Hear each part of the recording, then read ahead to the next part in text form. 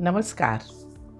2021 में air pollution ने पूरी दुनिया में लगभग 8.1 मिलियन लोगों की जान ले ली, जिसमें छोटे बच्चे भी शामिल थे। ये दुनिया का सबसे बड़ा हेल्थ रिस्क फैक्टर बन गया है और भारत के शहरों जैसे दिल्ली में लोगों की लाइफ एक्सपेक्टेंसी केवल प्रदूषण हवा के कारण 5 साल तक कम हो गई है। लेकिन अच्छी बात यह है कि हम अपनी लंग्स को अंदर से साफ कर सकते हैं और पोल्यूशन के प्रभाव से बचने के लिए अपने शरीर को मजबूत और तैयार कर सकते हैं। तो चलिए अब समझते हैं कि ये पोल्यूशन हमारे लंग्स को कैसे प्रभावित करता है। जब हम प्रदूषित हवा अंदर लेते हैं तो उसमें छोटे छोटे टॉक्सिक पार्टिकल्स होते हैं जो लंग्स के अंदर जाकर इन्फ्लेमेशन पैदा करते हैं। इससे लंग्स की सामान्य कार्य प्रणाली काफी बाधित हो जाती है, सांस लेना कठिन हो जाता है। समय के साथ लंग्स में ये बदलाव आ सकते हैं।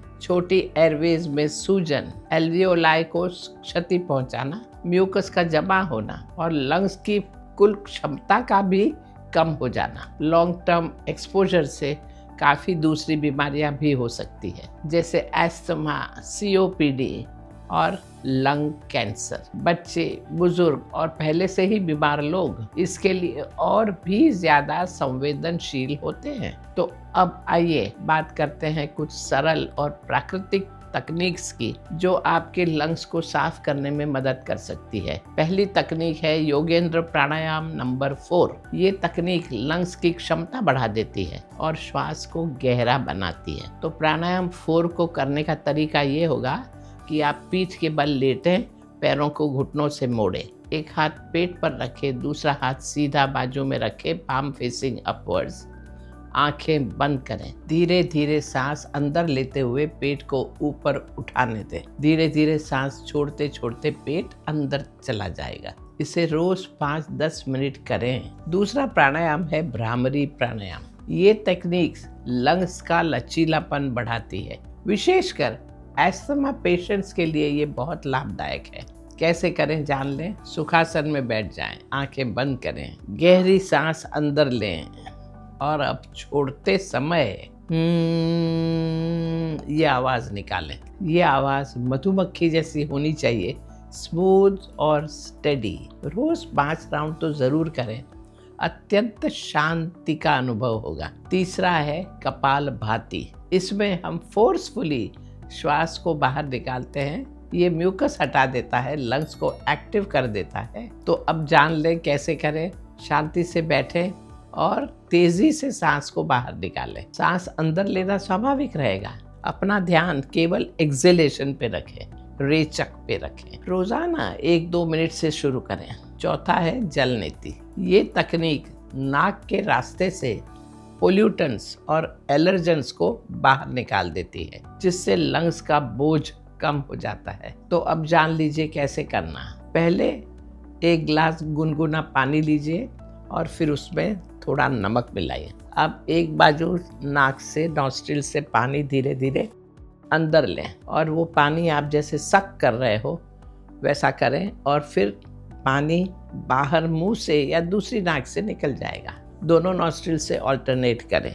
इसके बाद थोड़ा कपालभाति करें और 15 मिनट तक पंखे के नीचे ना बैठें। 5वां है अनुलोम विलोम प्राणायाम। ये टेक्निक ऑक्सीजन का अपटेक बढ़ाती है और लंग्स का संतुलन बनाए रखती है। तो अब जानिए इसे कैसे करें। एक साइड से बंद करिए और दूसरी साइड से सांस को जोर से अंदर लीजिए और फिर दूसरी बाजू से उसे बाहर छोड़ना है। श्वास को 2:4:2 के रेशियो में नियंत्रित करें। Inhale is to hold is to exhale. रोज थोड़े थोड़े अभ्यास से शुरुआत करें।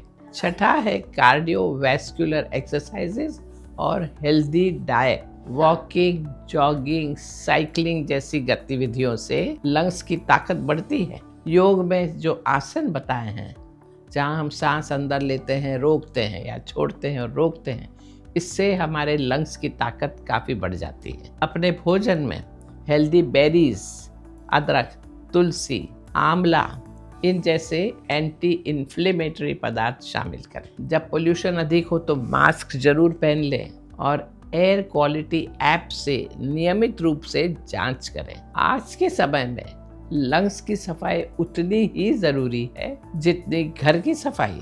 आपके लंग्स आपके शरीर के गेट कीपर्स हैं। अगर ये साफ, मजबूत और सक्रिय है तो आप ज़्यादा हेल्दी, ज़्यादा एनर्जेटिक और ज़्यादा हैप्पी रहेंगे। रोज़ाना कुछ ही मिनट के ये अभ्यास से आप अपने फेफड़ों को पोल्यूशन के नकारात्मक प्रभाव से बचा सकते हैं, अपने लंग्स को अंदर से डिटॉक्स कर सकते हैं और इसी तरह हम अपने जीवन को स्वस्थ, सुंदर और सक्रिय बना सकेंगे।